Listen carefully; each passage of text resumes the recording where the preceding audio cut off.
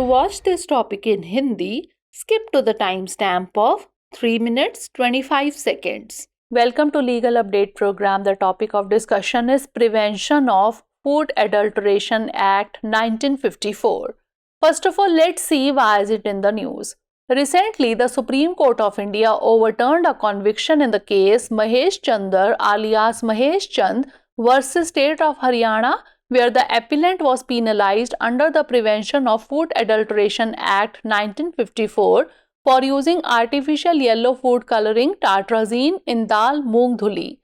Now moving on to background of the case, a 60-year-old appellant was convicted by the trial court in August 2011 under Section 16 of the PFA Act for possessing 15 kilograms of dal moong dhuli coated with tartrazine based on a laboratory test confirming the presence of the synthetic food color in a 750-gram sample.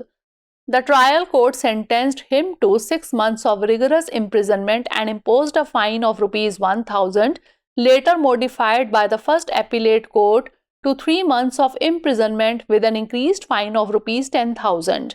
The High Court of Punjab and Haryana upheld this conviction in appeal on 4th December 2013 and in revision on 18th March 2019. Subsequently, the appellant approached the Supreme Court arguing that tartrazine was a permitted food color under the rules of 1955, making the conviction unjust. Court observation.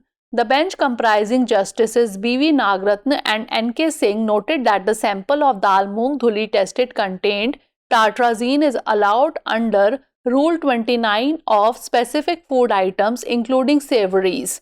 Consequently, the Supreme Court acquitted the appellant by ruling that the conviction under Section 16 of the PFA Act was erroneous. Prevention of Food Adulteration Rules 1955. This act was enacted to ensure the purity and safety of food products in India. Its primary objective was to protect consumers from the dangers of contaminated, substandard or adulterated food. Section 16 of this Act deals with the penalties for adulteration. Rule 28 of the Prevention of Food Adulteration Rules 1955 permits the use of tartrazine as a synthetic food coloring. Case law. In re public health, protect the present and safeguard the future from food adulteration. The Rajasthan High Court took suo motu and held that the adulteration of food is a subject in the concurrent list of the Constitution of India, by which both central government and state governments are quite competent to frame and enact penal laws for prevention of food adulteration. Now is the time for practice question. Which section of the Prevention of Food Adulteration Act 1954 deals with penalties for food adulteration? Section 7, Section 16, Section 29 or Section 42? Send the answer of this question in the comment section. Stay tuned for more such updates. Legal update programme में आपका स्वागत है। आज का हमारा चर्चा का विषय है खाद्य अपमिश्रण निवारण अधिनियम 1954। सबसे पहले जान लेते हैं कि यह चर्चा में क्यों है। हाल ही में भारत के सर्वोच्च न्यायालय ने महेश चंदर उर्फ महेश चंद बनाम हरियाणा राज्य मामले में दोष सिद्धि को पलट दिया, जहां अपीलकर्ता को मूंग दाल धुली में कृत्रिम पीले खाद्य रंग टार्ट्राजीन का उपयोग करने के लिए खाद्य अपमिश्रण निवारण अधिनियम 1954 के तहत दंडित किया गया था। जान लेते हैं मामले की पृष्ठभूमि के बारे में। अगस्त 2011 में ट्रायल कोर्ट ने एक 60 वर्षीय अपीलकर्ता को टार्ट्राजीन में लिपटे 15 किलोग्राम मूंग दाल धुली रखने के लिए पीएफए अधिनियम की धारा 16 के तहत दोषी ठहराया था, जिसकी पुष्टि प्रयोगशाला परीक्षण में 750 ग्राम नमूने में सिंथेटिक खाद्य रंग की उपस्थिति की पुष्टि के आधार पर की गई थी।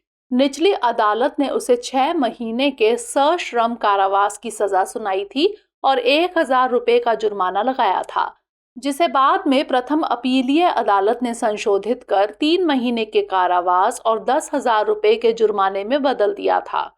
पंजाब एवं हरियाणा उच्च न्यायालय ने 4 दिसंबर 2013 को अपील में तथा 18 मार्च 2019 को पुनरीक्षण में इस सजा को बरकरार रखा।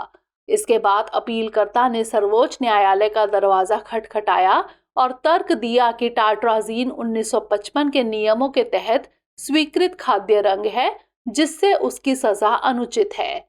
न्यायालय का अवलोकन देख लेते हैं। न्यायमूर्ति बीवी नागरत्ना और न्यायमूर्ति एन.के. सिंह की पीठ ने कहा कि परीक्षण किए गए मूंग दाल धुली के नमूने में टाट्राजीन पाया गया, जिसे नमकीन सहित विशिष्ट खाद्य पदार्थों के लिए नियम 29 के तहत अनुमति दी गई है।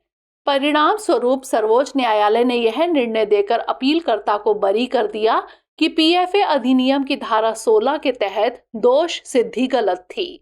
खाद्य अपमिश्रण निवारण नियम 1955। यह अधिनियम भारत में खाद्य उत्पादों की शुद्धता और सुरक्षा सुनिश्चित करने के लिए बनाया गया था। इसका प्राथमिक उद्देश्य उपभोक्ताओं को दूषित या मिलावटी भोजन के खतरों से बचाना था। इस अधिनियम की धारा 16 में मिलावट के लिए दंड का प्रावधान है। खाद्य अपमिश्रण निवारण नियम 1955 का नियम 28 सिंथेटिक खाद्य रंग के रूप में टाट्राजीन के उपयोग की अनुमति देता है। अंत में बात कर लेते हैं इससे संबंधित केस की।